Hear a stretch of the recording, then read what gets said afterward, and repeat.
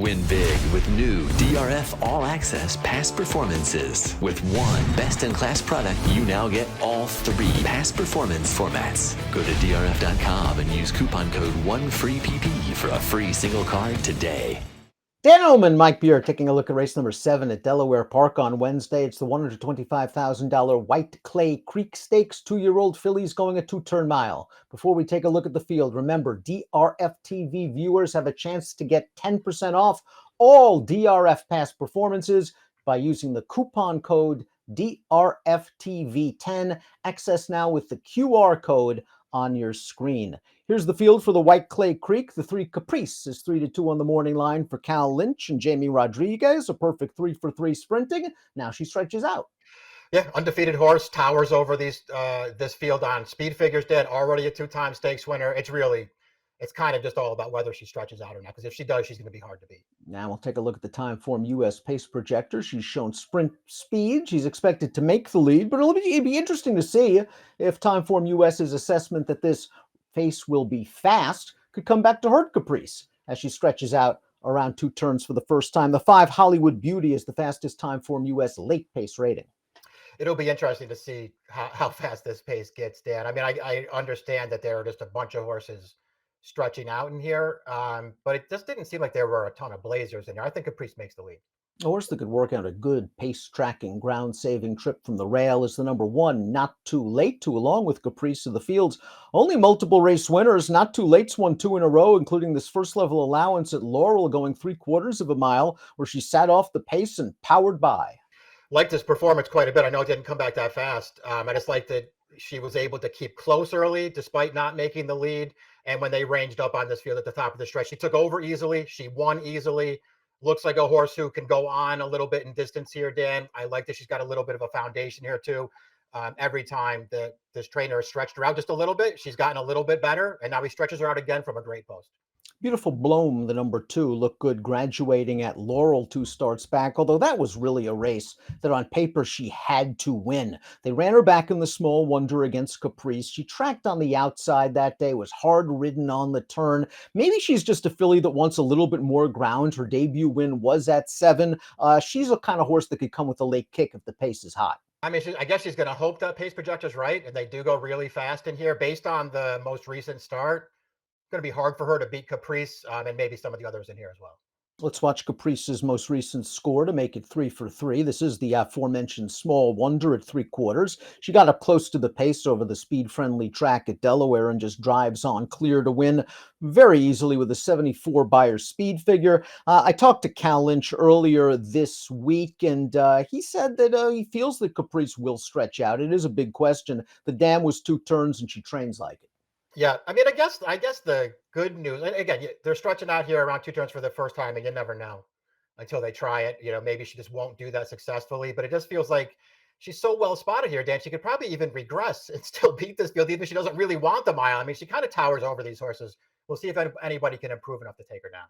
I think one of the more interesting horses in the race is the number 4, No More Tan Lines, who made her career debut at a big price, going 5/8 of a mile at Delaware. It's an off-turf heat, and No More Tan Lines doesn't run a fast race. She only earned a 43 Beyer speed figure, but she does reel in a loose leader in the final 3/16 of a mile, and she's really not bred to sprint. Her dam was a Grade 2 winning sprinter, but this is a half to Dr. Post, who's won a couple of graded stakes races going long, and I think placed in the Belmont. Yeah, Dr. Post, 2nd in the Belmont, 3rd in the Haskell, 3rd in the Pacific Classic. I mean, that was a run all day long. So yeah, there's pedigree here.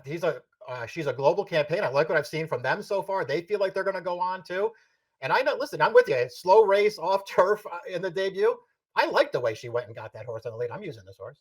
Hollywood Beauty was a debut winner, going 4.5 furlongs from off the pace at Parks. They tried turf, and that probably is not going to be her best surface. And then they ran her in the Open Sorority last time out, where she was a 40-1 chance and outran her odds by finishing a well-beaten 3rd. She is another filly with some pedigree. She's a half to a graded stakes winner. I think the distance okay, and if this pace collapse, she might be one of the stronger late runners. Yeah, I wonder. Maybe she's just even in a better spot here too. That I mean, not that the sorority, was full of killers, but the horse that won that race on the lead was 2-5, went right to the front and never gave that field a chance. I know she's in against another heavy favorite here, but maybe this race won't be quite as tough. Bourbon and Lace, the number 6, was a winner 2 starts back at Laurel when entered for the $45,000 waiver, but she just got away with a very easy pace that day, prompting a half mile in 47 and change, and then having to work hard in the stretch to win. They ran her last time out in the Caprice and the Blue Hen. She was no match, but at least she's been freshened since that race. Yeah, that's true. I mean, I can't, sit here and say that I particularly like any one of her 3 races so far. And I know they debuted her against boys, and she was, just never going to win that race. And when she did win, it wasn't a fast race, but she did what she was supposed to do. I kind of wanted to see her run a little better last time. The 7 Synergism's a true X factor in here because she made her career debut in her one and only start on dirt going 5/8 of a mile, and she didn't run great that day. And then they ran her on turf going 7.5, and she really seemed to appreciate stretching out in distance. She was able to make an easy lead, but she fought for the last 5/16 of a mile and was game to get the nod. I think it's a good sign that John Service is going to try her back on dirt. She's bred for it. Yeah, I like that too, and I do like that she really improved when they stretched her out, albeit on a different surface last time. Coming back to dirt, to me, is no big deal. These are very, very dangerous connections. This horse is a little bit interesting here at a fair price. Piggy Tails Up, the number 8, might have the speed to keep the 3 Caprice busy in the opening stages. Let's watch her career debut. This is at Monmouth Park going 5/8. She was up and on the pace, battling it out for the first half mile, takes over the lead and keeps on going. I know the buyer was only 51, but she ran hard start to finish, and she worked real fast the other day. Yeah, this is an easy win for a first-time starter, and for one, especially one who just didn't get absolutely loose on the lead, staying on through the wire. They bet her that day like they thought she had a little bit of talent. She's been freshened up since then. I'm not sure what that's all about here, but they'll come back and stretch her out in distance and see what happens. Perhaps Polecat will do well in her second lifetime, start stretching out. She's by Catalina Cruiser out of a Tis Now mare. There's stamina there. Here's Polecat's debut. She was a big price, almost 15-1 in this race, and she really runs hard the last 16th of a mile, putting away this tired horse on the lead and ducking inside to do so. Yeah, shifted in there at the end, like showing her inexperience a little bit, but runs right by that horse. There's nobody else really coming that hard in this race, Dan. I think she did some good things in here. They're going to stretch her right out. And you know what? When you watch that replay back, she looks like a horse who wants a little more ground. Have to overcome an outside post, but just think she's going to allow that 8 Piggy Tails Up to break and go running and try to save as much ground as she can going into the first turn. Let's take a look at our top picks for the White Clay Creek. I like where you're going. Not Too Late has won 2 in a row. I like the incremental stretch out in distance from 6 to 7, back to 6. Distance shouldn't be a problem with this one. Yeah, I didn't think so either. We'll see how she does here. Obviously, she's got her hands full with the favorite Caprice. That horse isn't going to be easy to beat. But this horse has run pretty well, I think, in 3 of her 4 career starts. And I think she could move forward again. I respect her, but I think the Caprice might have just too much of a speed figure advantage and could get the jump on him turning for home. But she's going to be a short price, and she's doing something she's never done before, stretching out around 2 turns. 1-3-4-5 for Mike, 3-1-2-6 for me in the White Clay Creek at Delaware on Wednesday. Good luck. Hey, let me give you a hot tip.